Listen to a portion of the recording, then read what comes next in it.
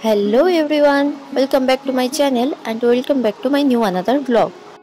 আজ আমি তোমাদের সঙ্গে একটু অন্যরকম একটা ভিডিও শেয়ার করব।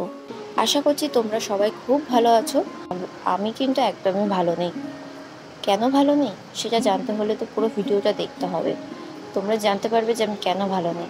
চলো ভিডিওটা এখানেই শুরু করছি। তো অফিস থেকে ফিরেই সন্ধ্যাবেলা আমার মা আমাকে নিয়ে চলে এলো বাজারের দিকে। কেন জানো? কারণ আজ অফিস যাওয়ার সময় একটা বড়সড় দুর্ঘটনা আমার সঙ্গে ঘটে যেতে পারতো, কিন্তু সেটা অল্পের ওপর দিয়ে চলে গেছে তার জন্য। মানে তোমরা নিশ্চয়ই বুঝতে পারছো না যে কী হয়েছে। আসলে আজ আমি অফিস যাওয়ার সময় আমার গাড়িটা নিয়ে পড়ে গেছিলাম, তো সেই কারণে অনেক জায়গাতে কেটে গেছে, ছিলে গেছে। তার জন্যই মা আমাকে নিয়ে এসছে ফার্মেসিতে। প্রথমে তো বলেছিল ডক্টরের কাছে নিয়ে যাবে, কিন্তু আমি তো যাবো না, নাছোড়বান্দা। তো সেই কারণেই এখন ফার্মেসিতে নিয়ে এসছে।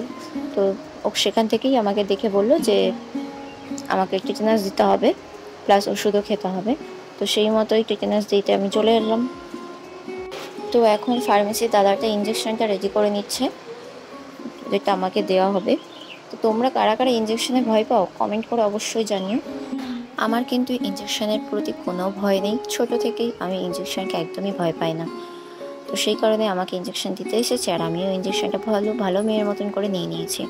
তো তোমরা ভিডিওটা দেখতে থাকো।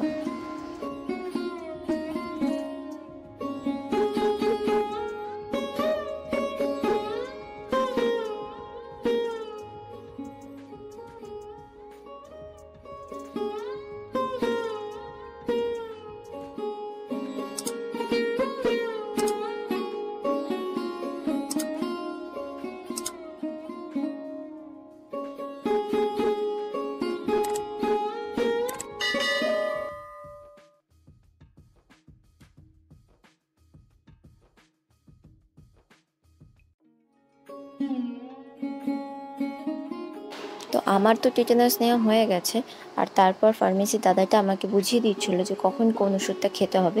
সাথে একটা অয়েন্টমেন্টও দিয়েছে, যেটা আমার কাটার জায়গাগুলোতে লাগাতে হবে তার জন্য।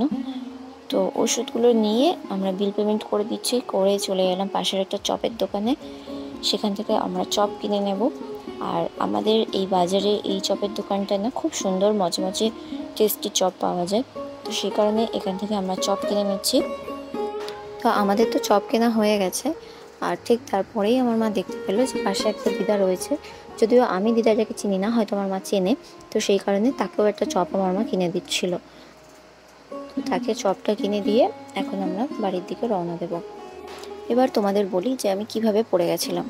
আসলে আমি যখন অফিস যাচ্ছিলাম তখন আমাদের আগের দিন রাতে বৃষ্টি হয়েছিল, রাস্তায় প্রচণ্ড কাদা ছিল। তো সেই কাদাতেই স্লিপ খেয়ে আমি পড়ে গেছি। মানে গাড়িটা স্পিডে খুব একটা ছিল না, কিন্তু তবুও স্লিপ খেয়ে আমি পড়ে গেছি।